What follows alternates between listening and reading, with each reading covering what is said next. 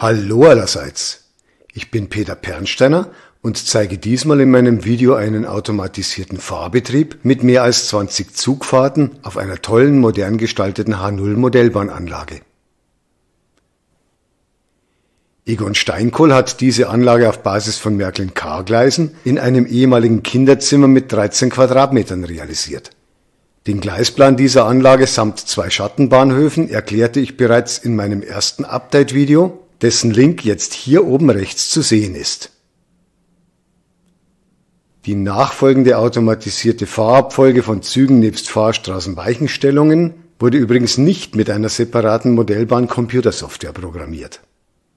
Egon Steinkohl hat den gesamten Ablauf einfach nur mit seiner Märklin Digitalzentrale Central Station 3 per Ereignissteuerung und S88 Rückmeldekontakten programmiert und zusammengestellt. Wie so eine Ablaufsteuerung prinzipiell organisiert ist, zeigte ich in meinem zweiten Update-Video über diese Anlage. Jetzt ist es aber soweit und ich wünsche Ihnen viel Spaß beim Fahrbetrieb auf der H0-Anlage von Egon Steinkohl. Zunächst startet ein österreichischer Railjet-Zug auf Gleis 2 des Kopfbahnhofs und fährt zum Schattenbahnhof unter dem Kopfbahnhof.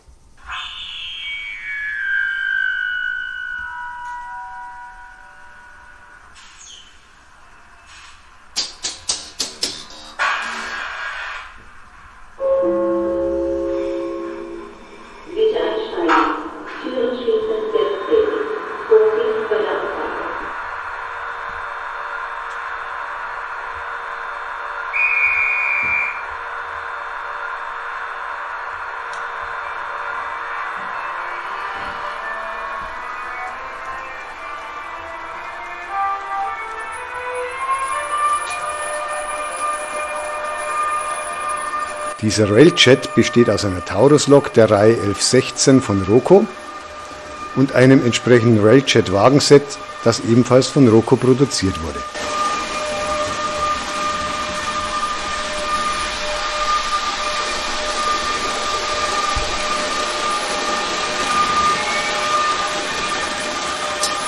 Während der Railjet jetzt im Untergrund verschwindet, um in Richtung Schattenbahnhof zu fahren, macht sich am Durchgangsbahnhof auf Gleis 1 eine Baureihe 102 von Märklin nebst einem DB Regio Doppelstockwagenset von Märklin auf dem Weg zu Gleis 6 im Kopfbahnhof.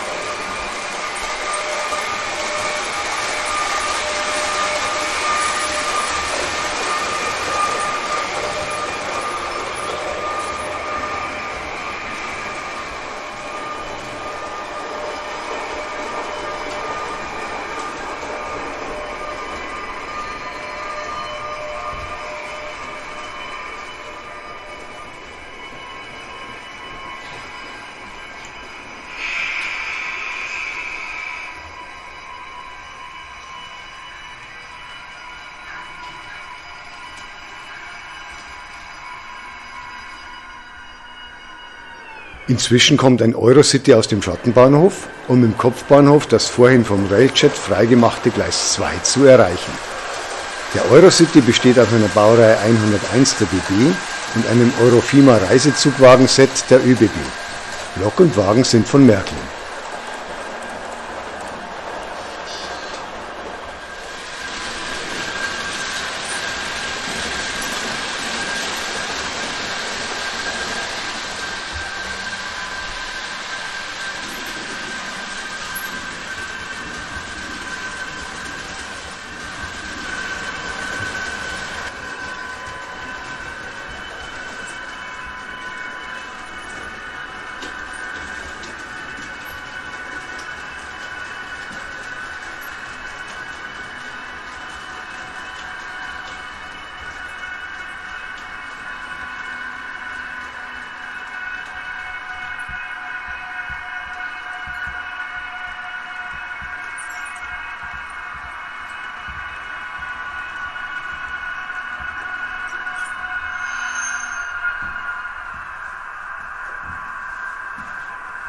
Nun werden die Wagen manuell abgekuppelt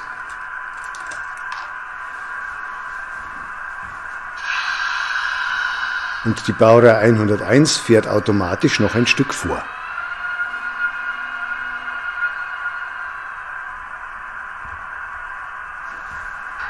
Am Ende des Bahnhofs macht sich nun eine abgestellte ÖBB-Taurus-Lok der Reihe 1116 von Märklin auf den Weg zu den abgekuppelten Eurofima-Wagen auf Gleis 2.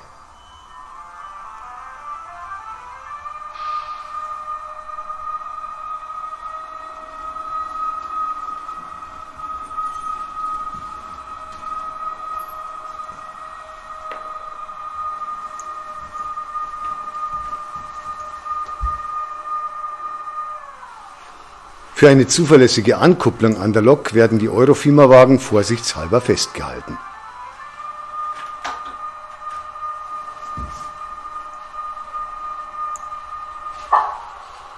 Jetzt tut sich etwas auf Gleis 4. Zum Einsatz kommt ein ICE 3 der Baureihe 407, der von Siemens Rail Systems auch Velaro D genannt wird.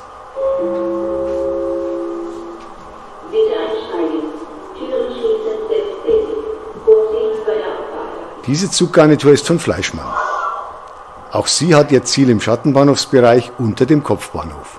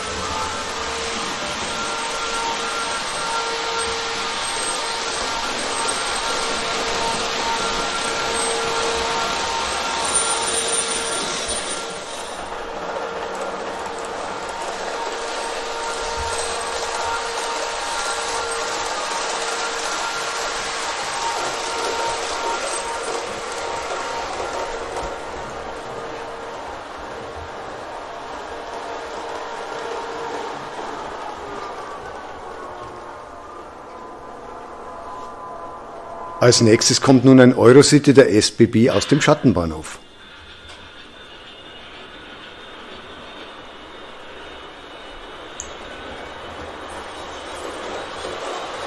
Er besteht aus einer Schweizer E-Lok RE 421 und einem dazu passenden Eurocity-Wagenset, das ebenfalls von Märklin gefertigt wurde. Sein Zugziel ist Gleis 4 des Kopfbahnhofs.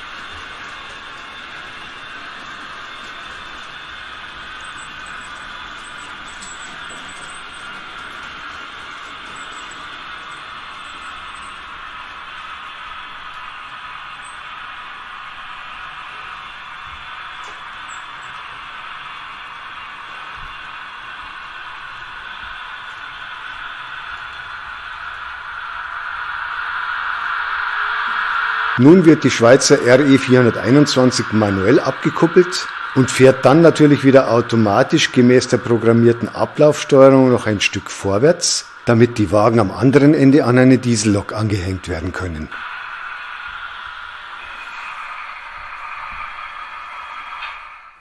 Diese Diesellok der Baureihe 218 von Märklin muss aber erst noch zum richtigen Gleis rangieren.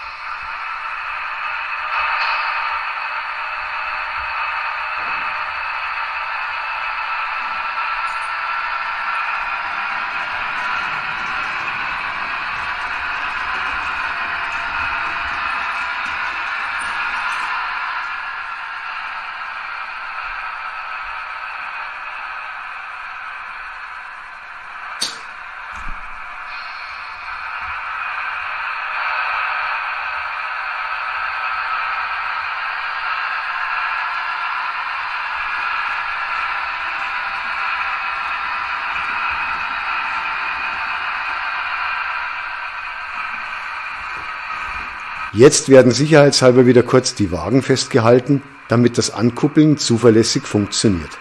Alles andere läuft natürlich weiterhin komplett automatisch per Central Station 3 ab. Und gleich springt ganz rechts auf Gleis 6 das Signal auf Grün.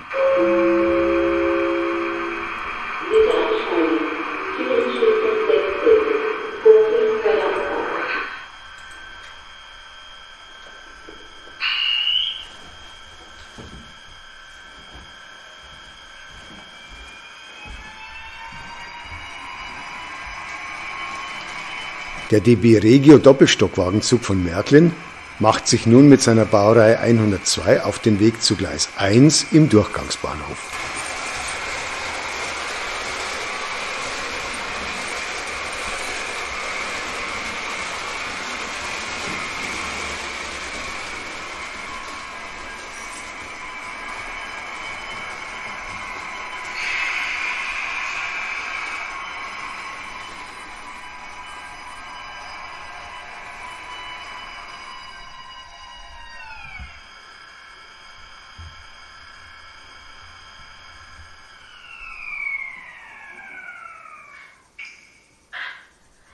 Jetzt wieder rüber zum Kopfbahnhof.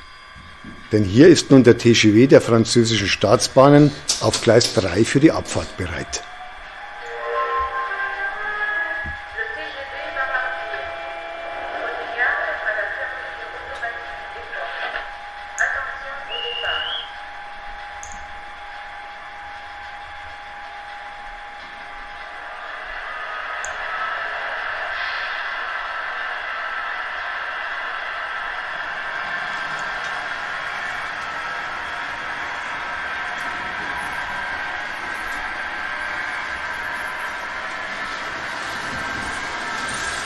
Diese Märklin-Zuggarnitur samt 2 Ergänzungswagensets hat natürlich ebenfalls den Schattenbahnhof unter dem Kopfbahnhof als Ziel.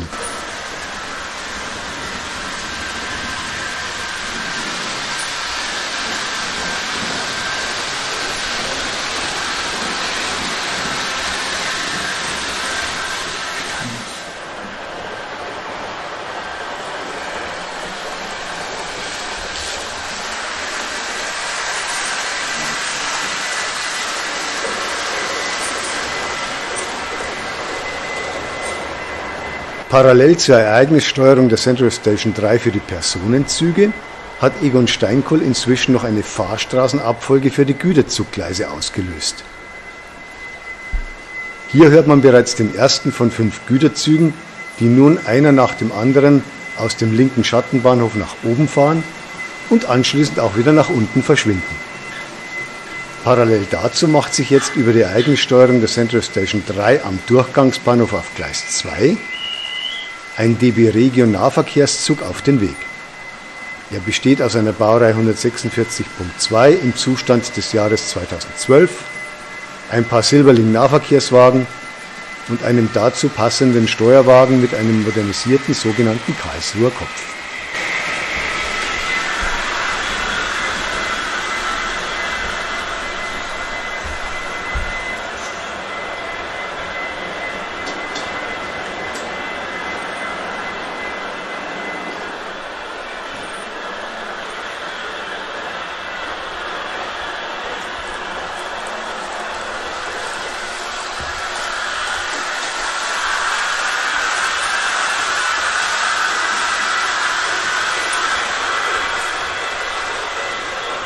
Die ganze Märklin-Nahverkehrszuggarnitur fährt nun im rechten Schattenbahnhof durch eine Kehrschleife und endet danach wieder am Durchgangsbahnhof auf Gleis 2.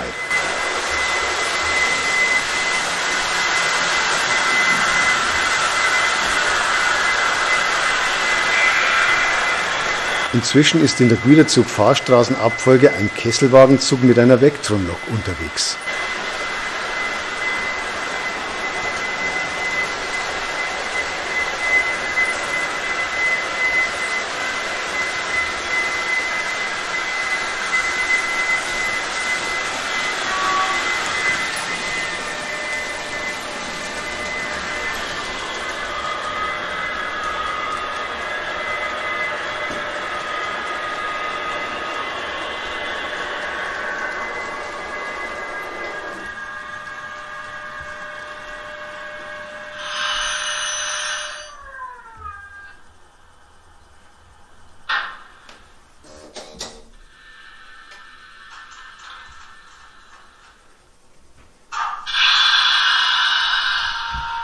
Jetzt fährt am linken Schattenbahnhof wieder ein Güterzug los, während im Kopfbahnhof auf Gleis 2 der ÖBB Eurofima Eurocity mit der Tauruslok zur Abfahrt bereit ist.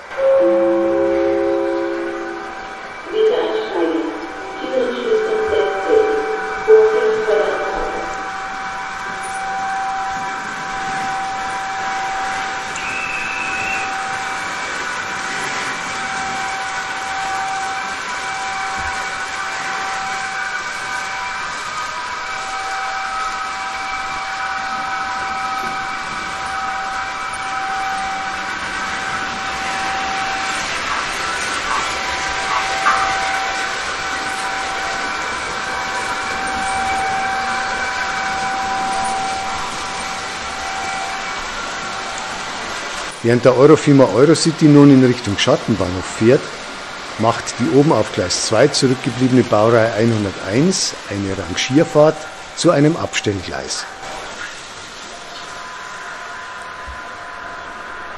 An Gleis 2 eine Rangierfahrt, bitte vor der Bahnsteigkante zurücktreten.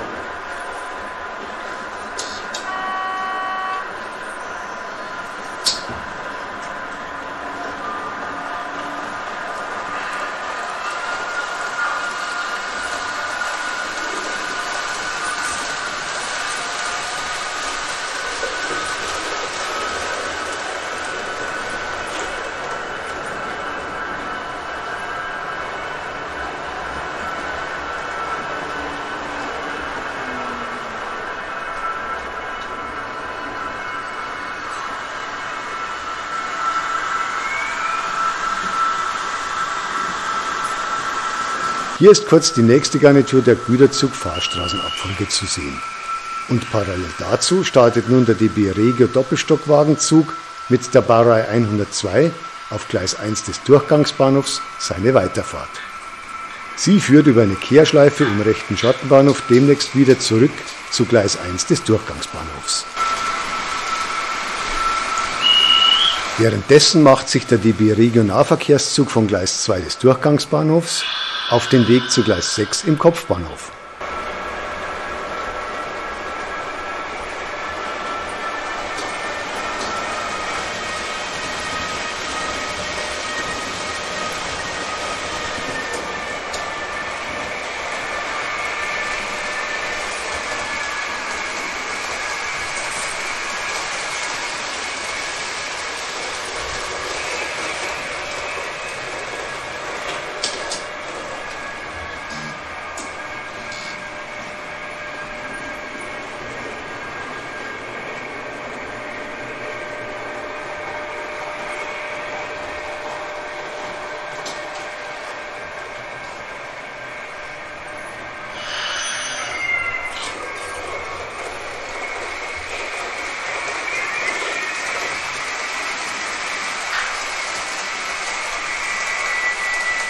Jetzt fährt mal wieder ein Güterzug los.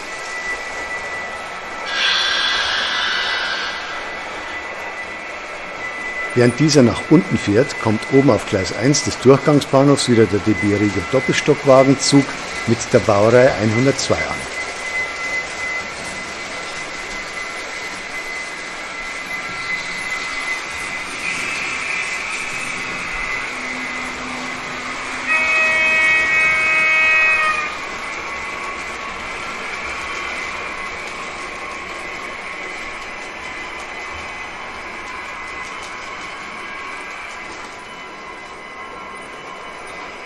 Nun ist der typische Taurus-Anfahrsound aus dem Schattenbahnhof zu hören.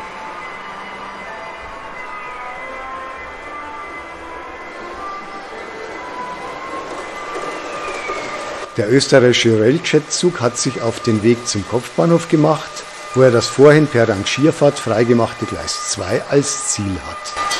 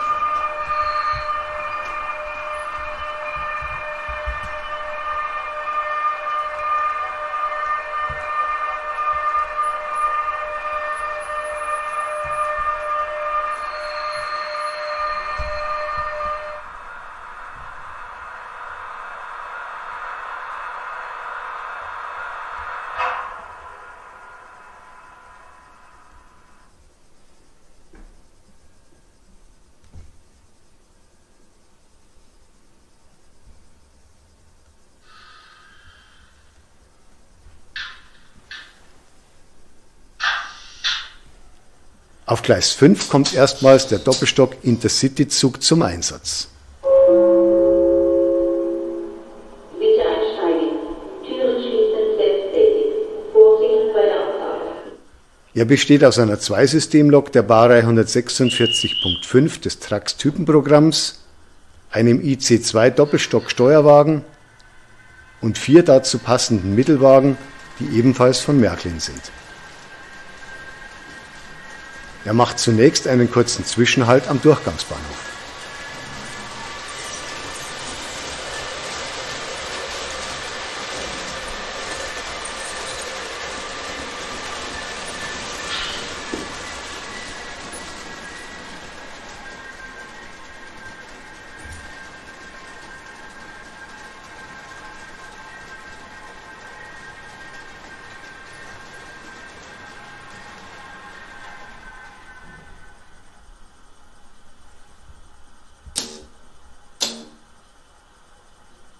Und nun fährt der IC2 runter zum Schottenbahnhof.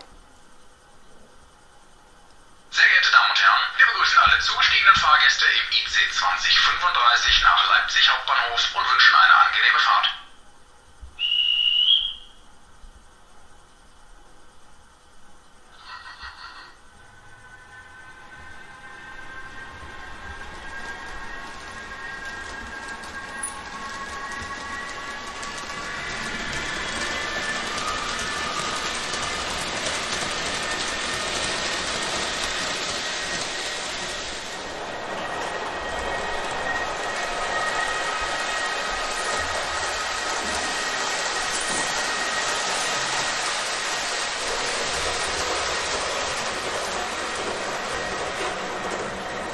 Jetzt steht die Rückfahrt des TGW auf dem Fahrplan der von Egon Steinkoll programmierten Central Station 3 Ereignisabfolge. Er fährt vom Schattenbahnhof nach Gleis 3 des Kopfbahnhofs.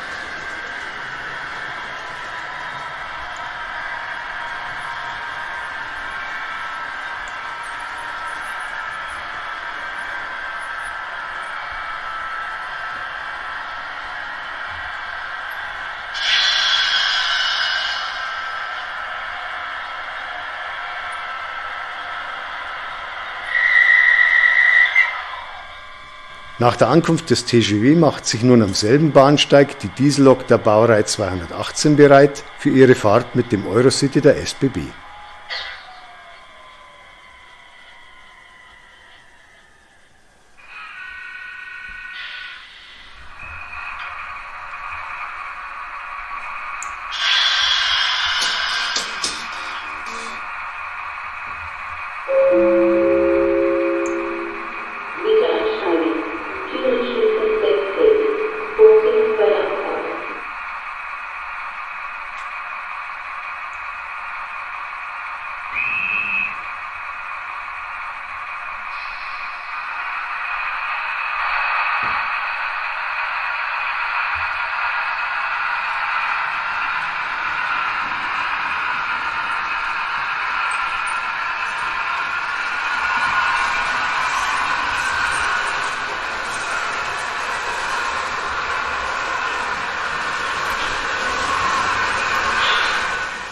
Die auf Gleis 4 zurückgebliebene SBB-E-Lok RE 421 rangiert vollautomatisch ins Betriebswerk, damit am Bahnsteig wieder Platz ist.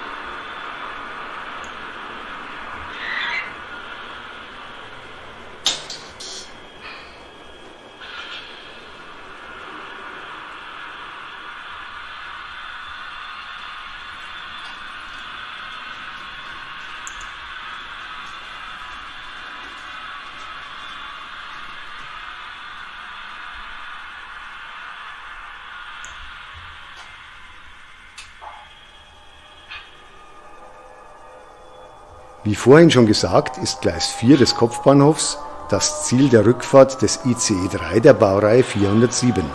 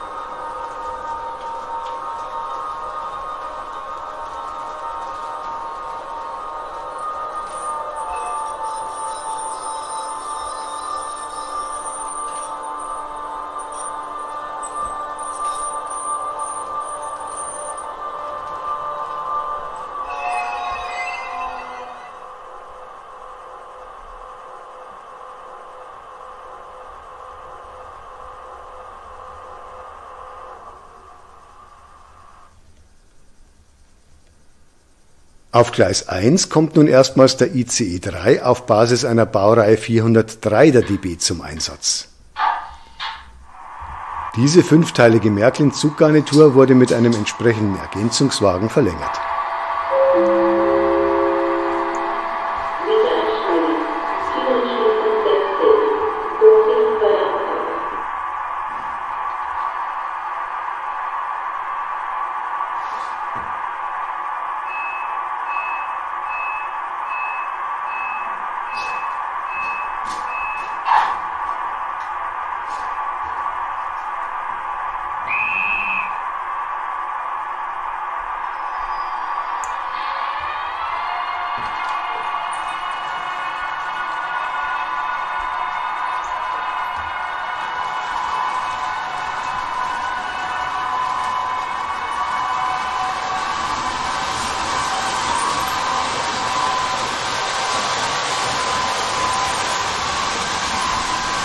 Wie es sich für einen Hochgeschwindigkeitszug gehört, rast er gleich entsprechend flott Richtung Schattenbahnhof. Währenddessen macht sich auf Gleis 6 des Kopfbahnhofs der DB Regionalverkehrszug wieder auf seine Rückfahrt zum Durchgangsbahnhof.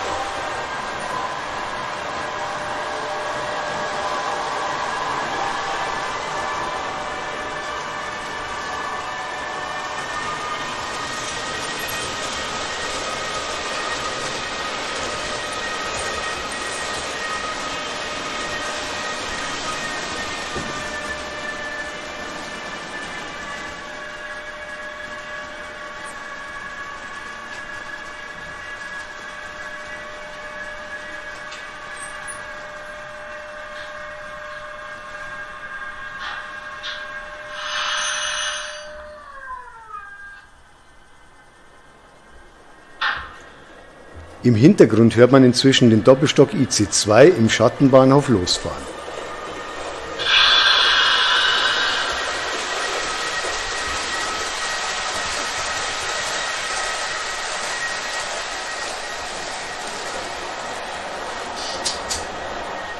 Er fährt zu Gleis 5 im Kopfbahnhof.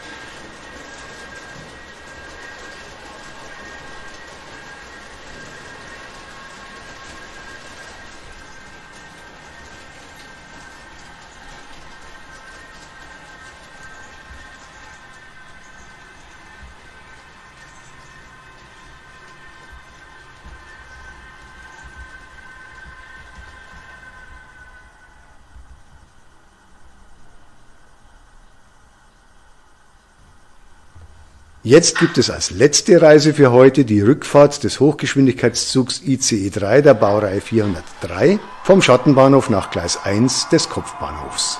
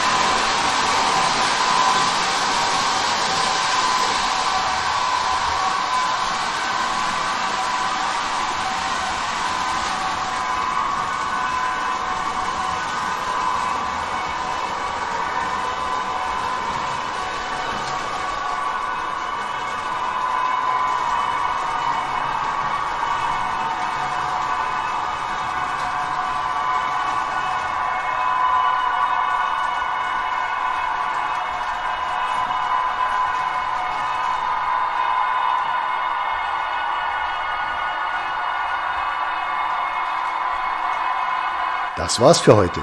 Ich hoffe, dass Ihnen die von Egon Steinkohl per Central Station 3 programmierte Fahrabfolge Ablaufsteuerung gefallen hat. Ich würde mich freuen, wenn Sie mal wieder auf meinem YouTube-Kanal vorbeischauen. Servus, Ihr Peter Pernsteiner.